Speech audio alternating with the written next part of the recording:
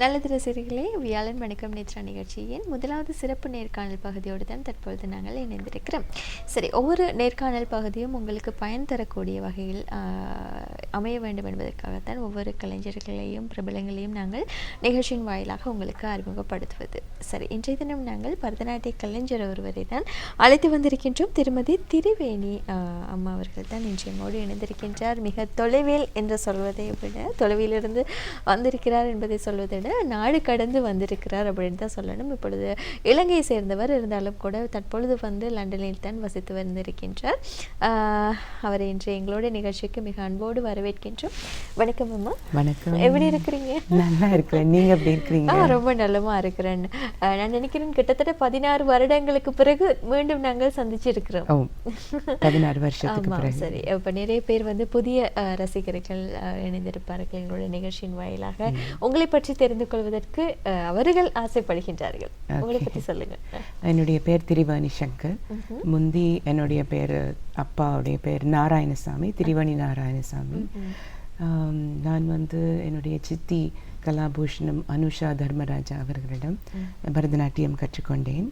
பிறகு கலாக்ஷேத்ராவில், சென்னையில் இருக்கிற கலாக்ஷேத்ராவில் போய் என்னுடைய டிப்ளமா கோர்ஸை முடிச்சுட்டு அங்கேயே என்னுடைய மாஸ்டர்ஸும் செய்துட்டு பிறகு மெட்ராஸ் யூனிவர்சிட்டியில் மியூசிக் செய்தேன். நான் பிஏ முடிச்சுட்டு திருப்பி வந்து சைவ மங்கையர் வித்யாலயத்தில் டீச்சராக இருந்தேன். நான் 10 இயர்ஸ் டீச்சராக இருந்தேன்.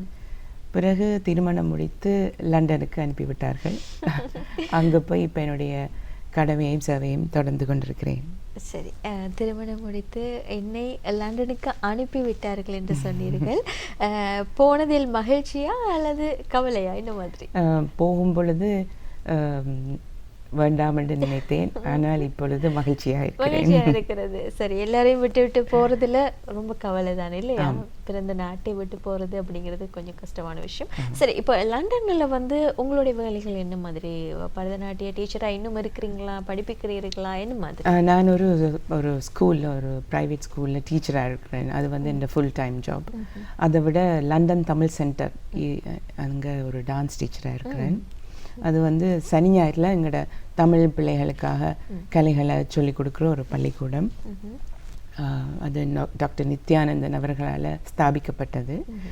இப்போ அதை விட என்னுடைய நாட்டிய க்ஷேத்ரா என்ற என்னுடைய நடனப்பள்ளியை நடத்தி வருகிறேன்.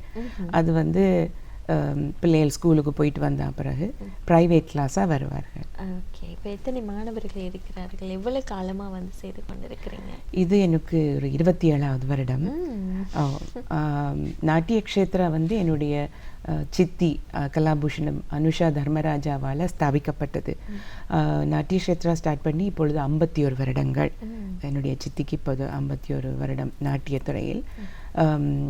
நான் வந்து அந்த அதே பேரில் நான் கண்டினியூ பண்ணி கொண்டிருக்கிறேன். இப்போ சந்தோஷம். அப்படி கைவிடாமல் அதை தொடர்ந்து செய்வதில் வந்து மிகப்பெரியதொரு சந்தோஷம், ஆத்ம திருப்தி கிடைக்கும் அப்படின்னு நினைக்கிறேன். சரி, யாரை பார்த்து பரதநாட்டியம் ஆட வேண்டும்? எனக்கு நானும் ஒரு பரதநாட்டிய ஆசிரியராக வர வேண்டும், பரதநாட்டிய கலைஞராக வர வேண்டும் என்ற ஆசை உங்களுக்குள் தூண்டப்பட்டது யாரை பார்த்த பிறகு? கண்டிப்பாக என்னுடைய சிறிய தாய் தான். அவர் வீட்டில் கிளாஸ் எடுப்பாங்க. அப்போ நாங்கள் சின்ன குழந்தைகள். அவள் கிளாஸ் எடுக்கும்போது பக்கத்துலேயே இருப்போம். நாங்கள் இங்கே ஃபர்ஸ்ட் செப்பல்லைனில் தான் இருந்தாங்க. அவங்க கிளாஸ் எடுக்கும்போது அவட்டன் மாணவியாக சேர்ந்தேன். அப்போல்லாம் லைக் இப்படி வருவோம் என்று நினைத்திருக்கவில்லை.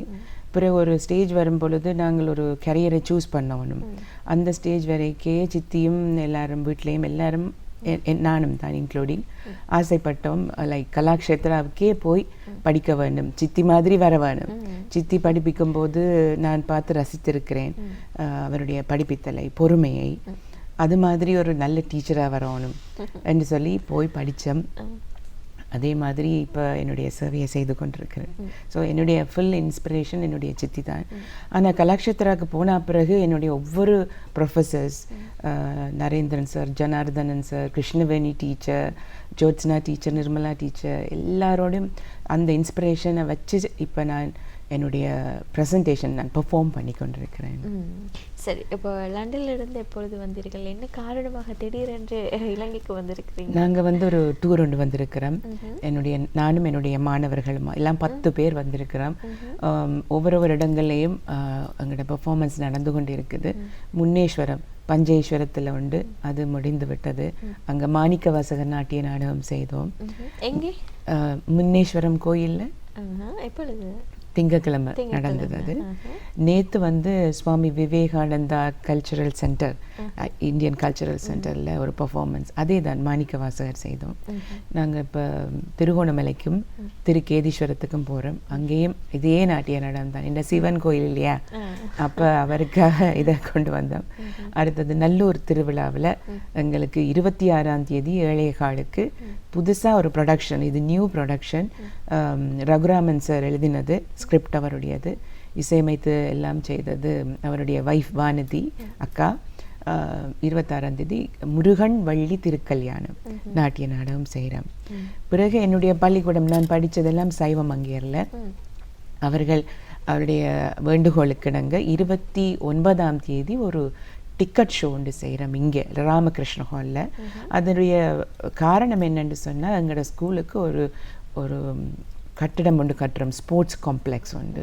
அதுக்காக ஒரு ஃபண்ட் ரைசிங்காக நாங்கள் இந்த டிக்கெட் ஷோவும் செய்கிறோம்.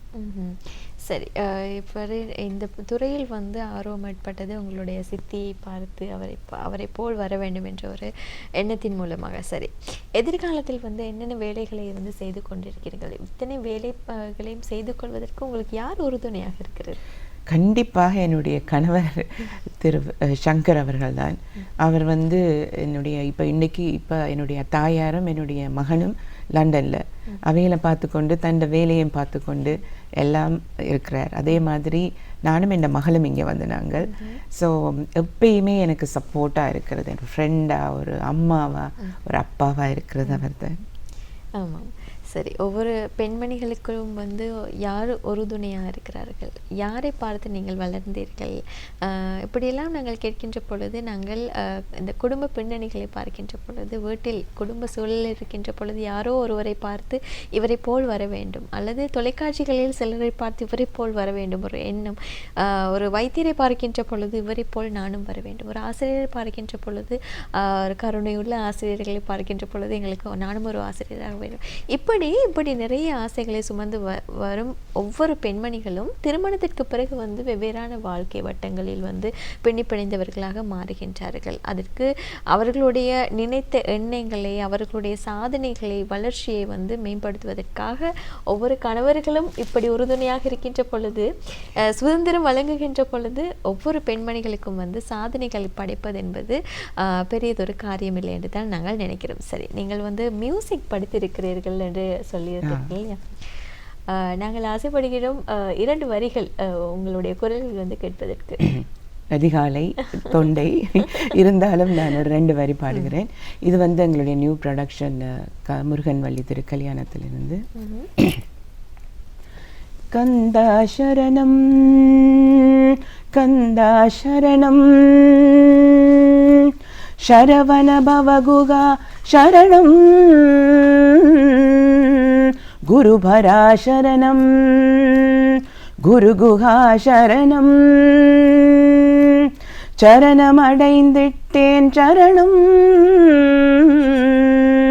தன்னைத்தாளறிந்து நான் தன்மயமாக்கிடவே கந்த குருநாதா கந்த குருநாதா கந்த குருநாதா.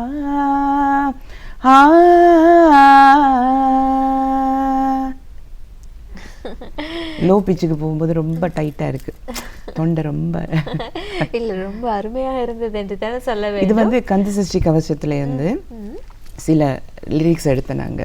ஏண்டா முருகன் இது வந்து எழுதினது எங்களுடைய ப்ரொஃபஸர் ரகுராமன் சார். அது வந்து என்னென்னா கந்தகிரியில் இருக்கிறார் முருகன். ஸோ அதுக்காக அந்த கந்தா சரணம் எடுத்து கந்தகிரி எல்லாம் அதில் போட்டு ரொம்ப அழகாக மியூசிக் பண்ணியிருந்தாங்க வானதி அக்கா, அவருடைய மனைவி. எங்களுடைய நிகழ்ச்சி தயாரிப்பாளர் சொல்கிறார் இன்னும் ஒரு பாடலும் கேட்பதற்கு ஆசை என்று. நீங்கள் தயாராக இருக்கிறீங்களா அப்படின்னு தான் நாங்கள் கேட்கணும். சரி.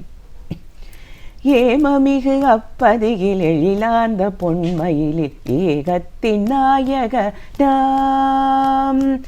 ஏமமிகு அப்பதியில் எழிலார்ந்த பொன்மயிலில் ஏகத்தின் நாயக நாம். முதல் விழியில் வந்துதித்த நாதனாம், முதல் விழியில் வந்துதித்த நாதனாம்.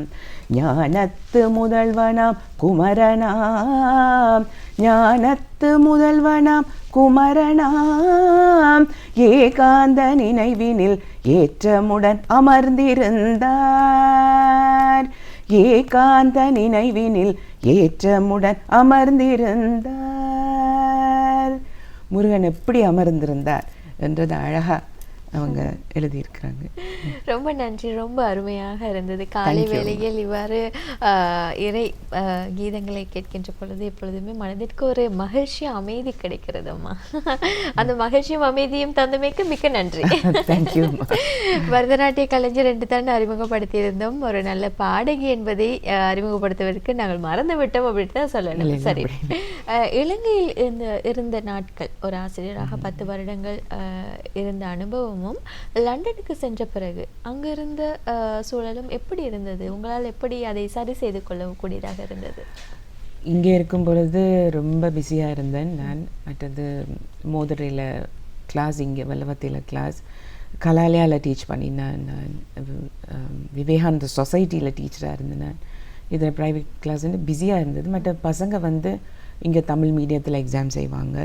ஸோ தமிழில் படிப்பித்தேன். அங்கே வந்து இங்கிலீஷ் மீடியம் ஃபுல்லாக. மற்றது எக்ஸாம் போர்டு வந்து எங்களோட ஐஎஸ்டிடி, அது வெரி ஸ்டாண்டர்டான எக்ஸாம் போர்டு. ஸோ அவங்களுக்கு தாளத்தை சொல்லிக் கொடுக்கணும், பாடுறதுக்கு சொல்லிக் கொடுக்கணும். ஏன்னா எங்களோட எக்ஸாம் போர்டில் மியூசிக்குக்கண்டே 10 மார்க்ஸ் இருக்குது. மற்ற போர்ட்ஸில் அப்படி கிடையாது. ஸோ பாட்டு சொல்லிக் கொடுக்கணும், தாளம் சொல்லிக் கொடுக்கணும். அதுக்கு பிறகு க்ரியேட்டிவாக இருக்குது அவங்களுக்கு, க்ரியேட்டிவ் எக்ஸசைஸ் வந்து ஒரு டாஸ்க் கொடுப்பாங்க. ஸோ அந்த மாதிரி விஷயங்கள் எல்லாம் லண்டனில் சொல்லிக் கொடுக்கும்போது கொஞ்சம் வித்தியாசமான அனுபவம் தான். பசங்களுக்கு இங்கிலீஷில் சொல்லிக் கொடுக்கணும், நோட்ஸ் இங்கிலீஷில் கொடுக்குறோம். எனிவே நாங்கள் கலாக்ஷேத்ரால ஆங்கிலத்தில் தான் படித்தோம், சான்ஸ்கிரிட்லேயும் ஆங்கிலத்திலையும். பட் இங்கே வந்து நாங்கள் தமிழில் சம்பாஷணை செய்து படிப்பிக்கும்போது வித்தியாசம், அங்கே வித்தியாசம். மற்றது அந்த எக்ஸாமை பற்றி சொன்னால் க்ரியேட்டிவ் எக்ஸசைஸ் இருக்குது, சேஃப் கார்டிங்னு சொல்லி அவைகளுக்கு ஹெல்த் அண்ட் சேஃப்டி, உடம்பு எப்படி வச்சுருக்கோன்னு வெரைட்டி ஆஃப் கேட்டகரியில் தான் நாங்கள் எக்ஸாம் நடக்குது ஐஎஸ்டிடியில். ஸோ இந்த மாதிரி கணக்க விஷயங்களை அவங்களுக்கு நாங்கள் சொல்லிக் கொடுக்க வேண்டியிருக்கு. தியரி இருக்குது, ப்ராக்டிக்கலும் இருக்குது. இப்போ வந்து நீங்கள் உங்களுடைய மாணவர்களுக்கு வந்து பரதநாட்டியம் மாத்திரமா அல்லது பாடுவதற்கு இந்த இசையிலும் வந்து ஆர்வம் ஏற்படுத்துகின்றீர்களா? நான் என்ன சொன்னால், இப்போ மியூசிக் வந்து இந்த 10 மார்க்ஸுக்கு இருக்குது தானே அந்த பசங்களுக்கு, அவங்களுக்கு என்னுடைய சப்போர்ட்டை சொல்லிக் கொடுக்குறேன் நான். மற்றபடி எனக்கு மியூசிக்கை தனியாக சொல்லிக் கொடுக்குறதுக்கு இப்போ நேரம் போதாமையால் ஃபுல் டைமும் வேலை செய்து வீடும் பார்க்கணும். என்னுடைய அம்மாவும் என்னோட இருக்கிற, அவவும் எனக்கு குழந்தை மாதிரி தான். ஸோ எல்லாத்துக்கும் பார்க்கும்போது அந்த டைம் இல்லை. ஸோ அந்த 10 மார்க்ஸுக்கு யாருக்கு நான் சப்போர்ட் பண்ணணுமோ அவைகளுக்கு எல்லாம் நான் மியூசிக் சொல்லிக் கொடுக்குறேன். சரி, ராமகிருஷ்ணா மிஷனோடு இருக்கக்கூடிய தொடர்பு என்ன மாதிரி, அது பற்றி பேசலாம்.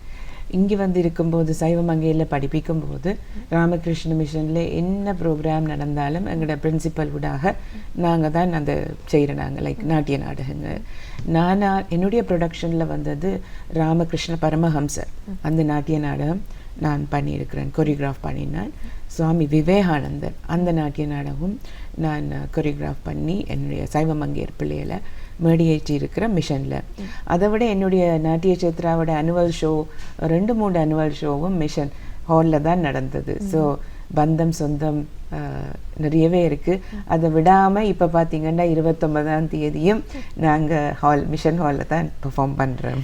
சரி, அந்த அனுபவம் எப்படி இருக்கிறது? எங்களுக்கு மீண்டும் இந்த மாதிரியான சந்தர்ப்பங்கள் மீண்டும் மீண்டும் கிடைக்கின்ற பொழுது மகிழ்ச்சி இல்லையா?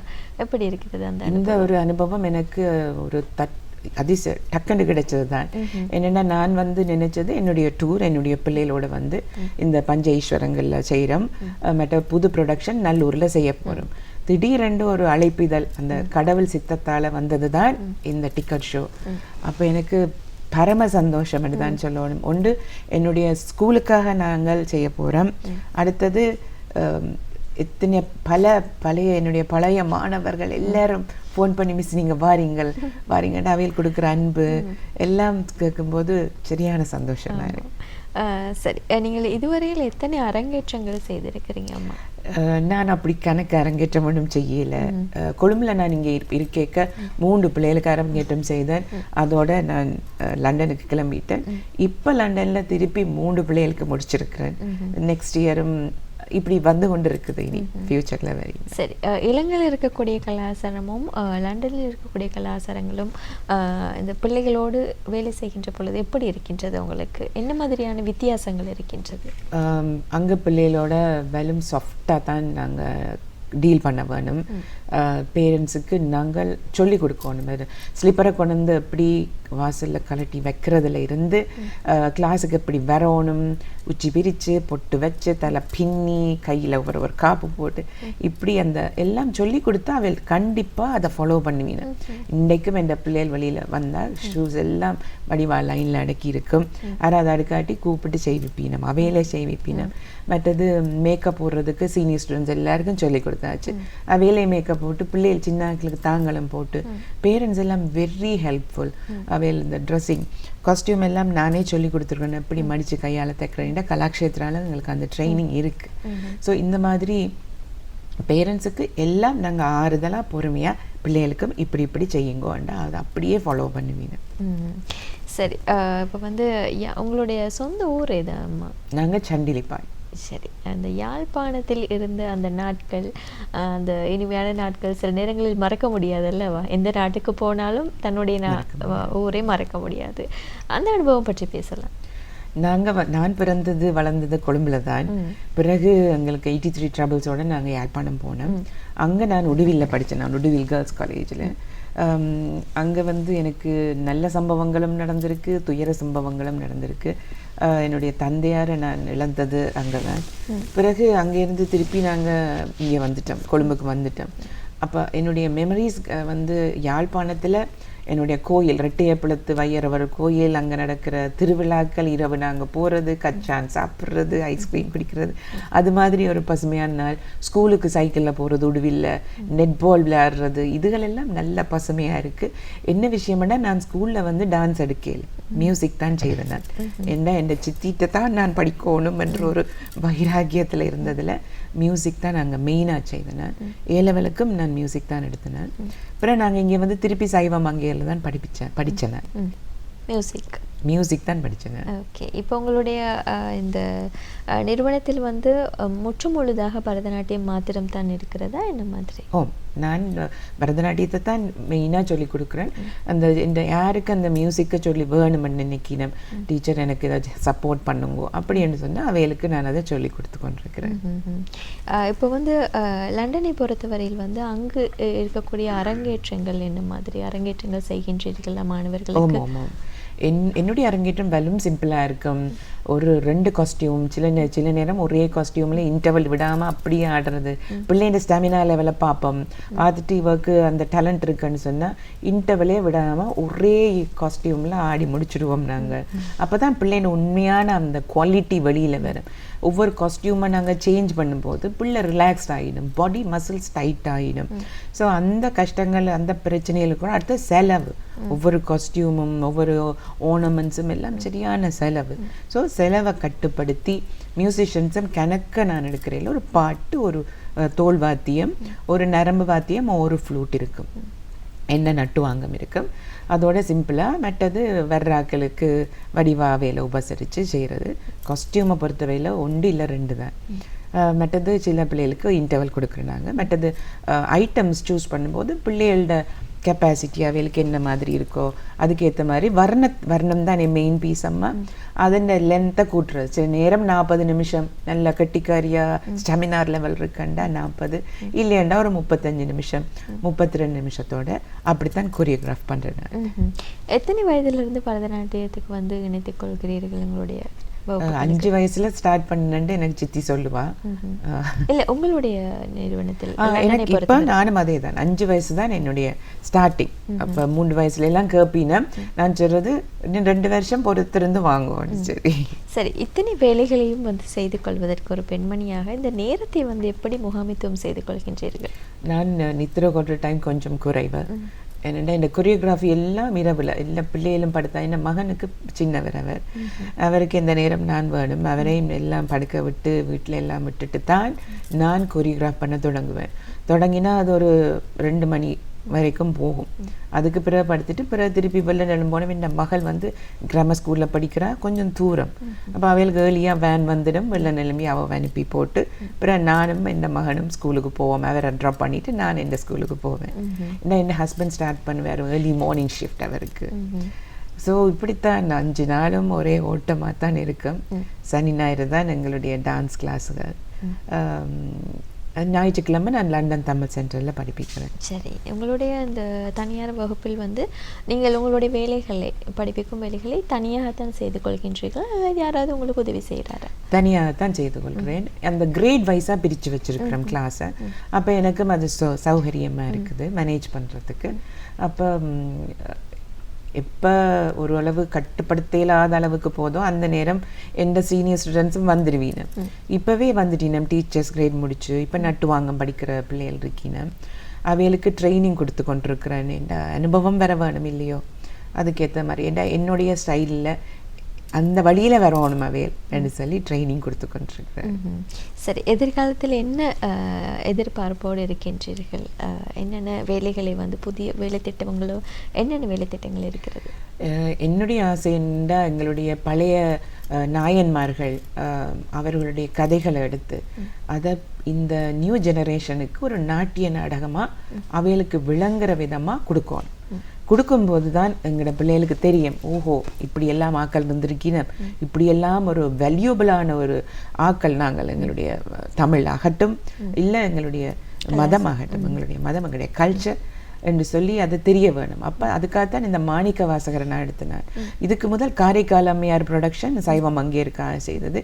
அதான் இப்போ வந்து நேற்றைக்கும் என்னுடைய பழைய டீச்சர் வந்து சொல்கிறா, உங்களை காரைக்கால் அம்மையாராக தான் நான் பார்த்து கொண்டிருக்கிறேன்னு கேட்கவே சந்தோஷமாக இருக்குது. ஸோ அந்த கதைகளை பிள்ளைகளுக்கு சொல்லும்போது பிள்ளைகளுக்கு அது நல்லா பதியும். மாணிக்கவாசகர் கதை இப்போ எங்களோட ஜெனரேஷனுக்கான பேருக்கு தெரியும். அது மாதிரி கணக்க நாயன்மார்கள் பழைய சான்றோர்களை கதை எடுத்து செய்யணும்ன்றது தான் என்னுடைய விருப்பம். சரி, இத்தனை இலங்கை அதே போல் இப்பொழுது லண்டனில் வாழ்ந்து கொண்டு வருகின்றீர்கள். உங்களுக்கு இந்த 2 நாடுகளிலும் மறக்க முடியாத ஏதாவது சம்பவங்கள் இருக்கிறதா? 3 நாடுன்னு சொல்லணும். இந்தியா என்ன, அங்கேயும் என்னுடைய கல்வி கலாக்ஷேத்திரால் படிக்கும்பொழுது கணக்க கச்சேரிகள் நாங்கள் பெர்ஃபார்ம் பண்ணினது, ஒவ்வொரு டூருக்கும் போகிறது, டெல்லிக்கு போனது, ஊட்டியில் ப்ரோக்ராம் பண்ணது, நாட்டிய நாடகத்தில் எப்போ எங்களுக்கு சான்ஸ் கிடைக்குமென்று பார்த்து கொண்டிருந்தோம்.